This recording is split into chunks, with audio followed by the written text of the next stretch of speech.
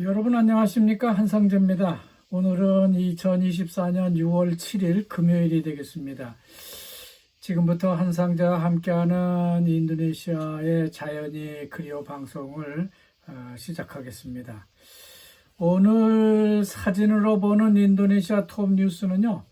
어젯밤 분카르노 스나엔 메인 스타디움에서 가진 이라크와의 2024년 월드컵 예선 경기에서 샌디 왈시라고 하는 그 선수가 몸을 날려서 방어하는 그런 광경을 찍은 사진이 나왔습니다.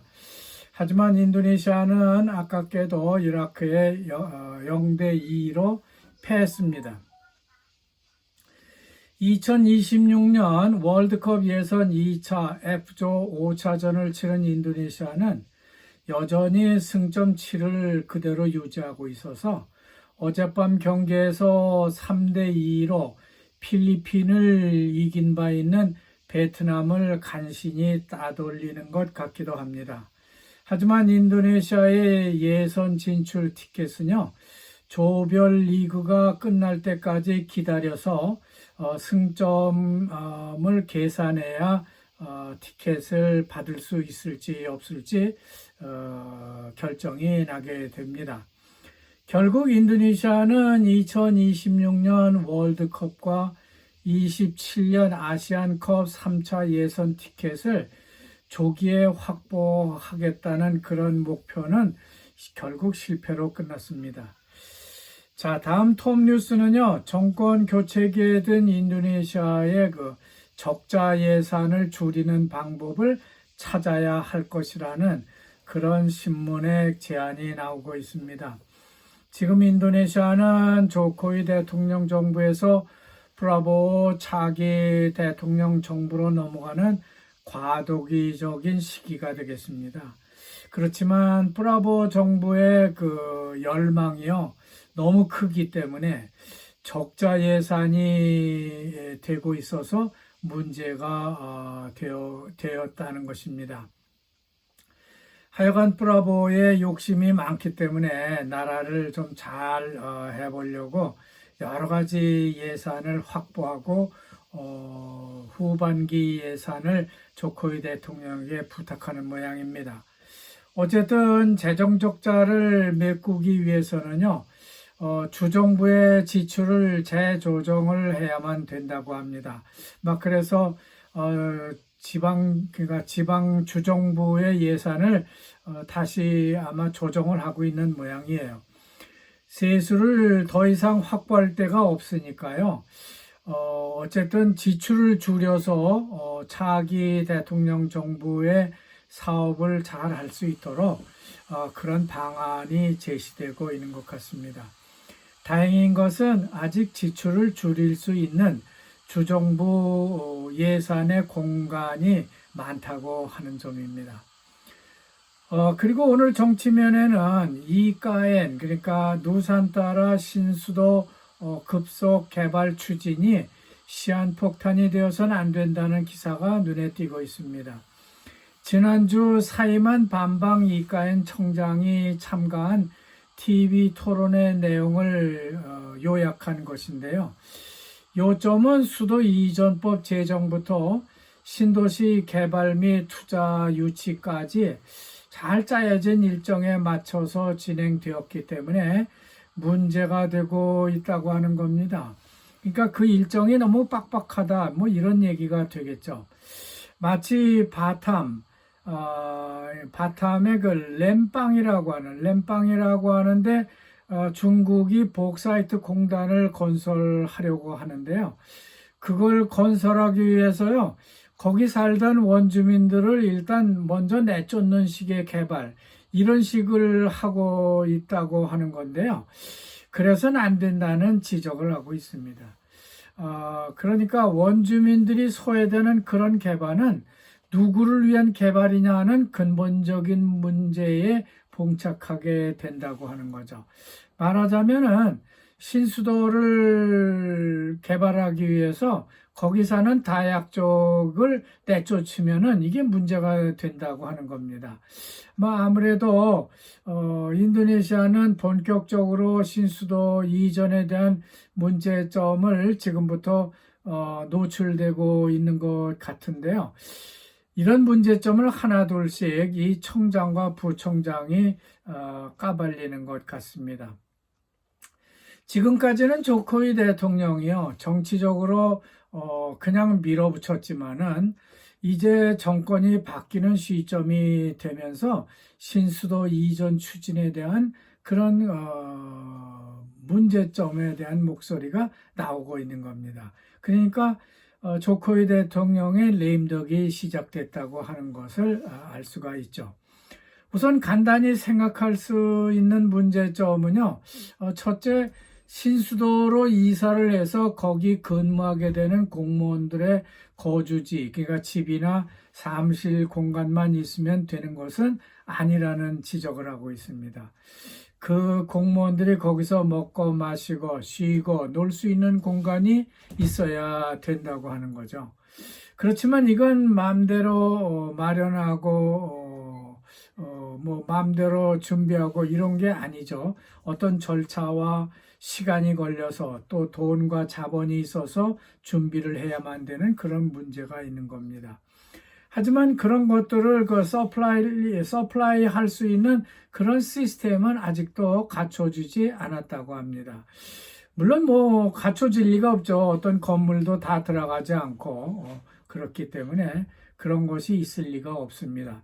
또 그리고 신수도 주변에요, 식품을 생산해서 공급할 수 있는 단지도 있어야만 되는데 그런 것은 없기 때문에 모두 자화해서 그런 것을 서플라이 하거나 아니면 자화의 농민들이 그쪽으로 이주를 해서 농사를 짓는 그런 과정도 필요하다고 합니다. 하지만 칼리만탄은 이탄토 지역이 대부분이기 때문에 자화처럼 농사를 짓기가 그리 쉽지 않습니다. 따라서 모든 식품을 당분간 자화에서 가져다 먹어야 그래야 될 것 같습니다.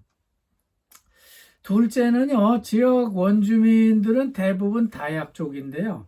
이들의 문화는 돼지고기를 먹는 기독교를 기반으로 합니다. 따라서 예전에 그 사고가 났던 것처럼 기독교 원주민들과 자화에서 이주해온 무슬림 간의 충돌이 있을 수 있다고 하는 겁니다.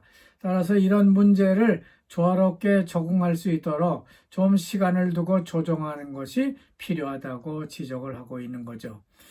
그 밖에 문제점도 많기는 한데요. 한꺼번에 다 다뤄지지는 않을 것이고 점차 이 포럼 이외에 다른 미팅에서 이런 문제가 불거지게 되면 다시 전해드리도록 하겠습니다.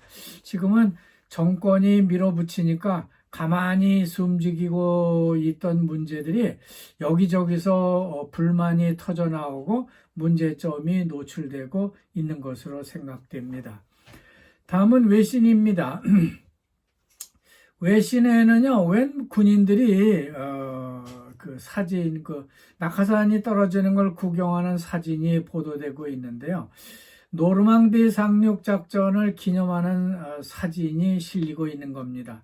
낙하산을 타고 떨어지는 광경을 카메라로 잡아내고 있는데요.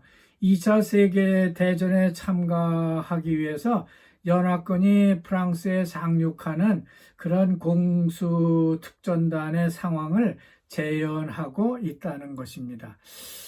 자, 외신 칸에는요, 또 기후변화에 대한 기사도 나와 있습니다.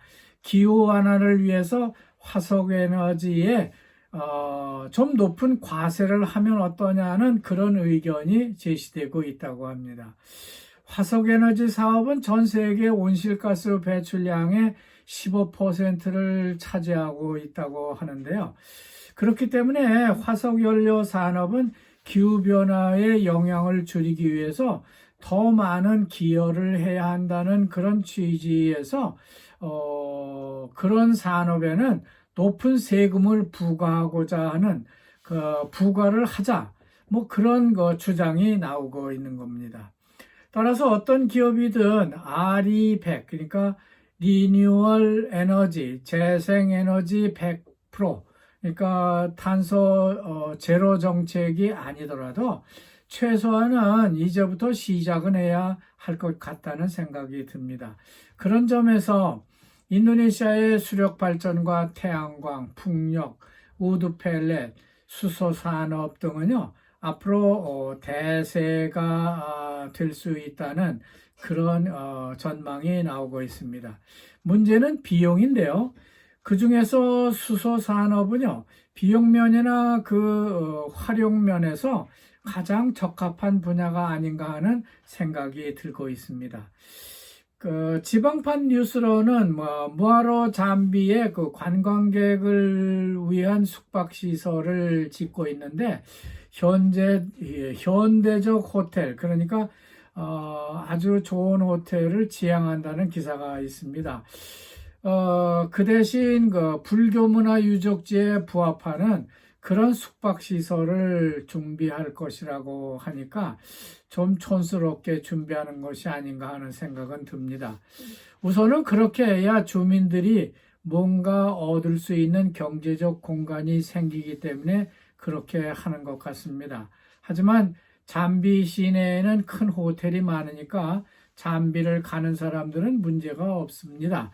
다만 그 잠비 시내에서 무아로 잠비까지 가려면은 약간 거리가 있기 때문에 시간이 걸리는 게 문제가 되겠습니다.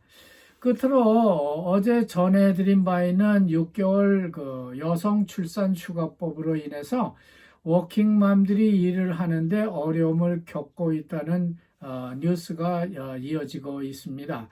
그리고 따빼라 정책, 그러니까 주택부금 의무 가입 문제는 이제 노동조합까지 나서서 반대 목소리를 내고 있습니다. 물론 외국인들도 주택부금을 부여하게 되고 또 아니면은 회사에서 주택부금을 부담해 줘야 되기 때문에 회사들도 반대 목소리를 내는 게 분명하죠. 그리고 인도네시아는 세계 최대의 관상 열대어 수출국이 되겠다는 야망을 갖고 있다고 하는 그런 뉴스가 전해지고 있습니다. 뭐 그런 야망을 인도네시아가 품을 만하죠. 그것은 인도네시아는 어떤 그 열대어가 여러 종류가 있고요. 또 꼰이라는 그 잉어인가요? 아주 여러 가지 색깔을 내는 빨간색에 검정색까지 내는 잉어도 많고 또 중국인들이 아주 좋아하는 아로하나라는 그런 비단 잉어도 있기 때문에 그런 거죠. 하지만 그 인도네시아는 이런 관상어를 사육하는 기술이나 자본이 너무나 부족하기 때문에 지금까지 싱가포르나 말레이시아로 그저 원종을 수출해서 싱가포르나 말레이시아가 전 세계에 수출하는 그런 구조를 갖고 있었죠. 막 그게 배 아프니까 인도네시아도 이제부터 우리가 직접 길러서 우리가 직접 수출하겠다 하는 그런 야망을 품고 있는 것 같습니다. 자, 이제 이웃 나라로 보내던 그 관상어 직접 세계로 수출하겠다고 하니까 인도네시아의 야망은 어디까지 뻗칠지 참 두고 볼 일입니다. 워낙 자원이 많은 나라니까 뭐 그럴 수 있다고 생각됩니다. 이와 관련해서 저는 한 청년을 서울에서 만난 적이 있는데요. 이 청년들은 관상어 시장뿐만 아니라 뱀이라든지 개구리, 거북이, 곤충 등 애완양서류 및 곤충 시장도 한국은 무지하게 크다고 들었습니다. 요즘 청년들은 개나 고양이 이외에도요, 이런 양서류까지 기른다는데 저는 아주 놀랐습니다. 특히 이들이 말하는 그 황금 거북이라는 게 있는데요. 이 거북이가 등짝이요, 인도네시아는 검은 거북이잖아요. 그런데 이들이 기르고 있는 거북이는 금색이 납니다. 황금색이 나는 거북인데 이 거북이는 워낙 비싸다고 합니다. 한 마리당 어떤 것은 1억이 넘는 것도 있다고 하니까 상당히 비싼 것이죠. 이런 황금 거북이는요, 황금을 좋아하는 중국인들에게 내다 팔면 어떨까 하는 생각을 해봅니다. 어쩌면 이것을 잘 양식을 해서 중국 사람들한테 팔거나 아니면 인도네시아의 따뜻한 나라니까 거기서 길러서 거기 있는 중국 사람들 혹은 싱가포르, 말레이시아에 팔면 좋겠다 하는 그런 비즈니스를 생각해 봤습니다. 자, 여기까지 살펴봤는데요. 오늘 방송은 여기서 마치겠습니다. 여러분 대단히 감사합니다.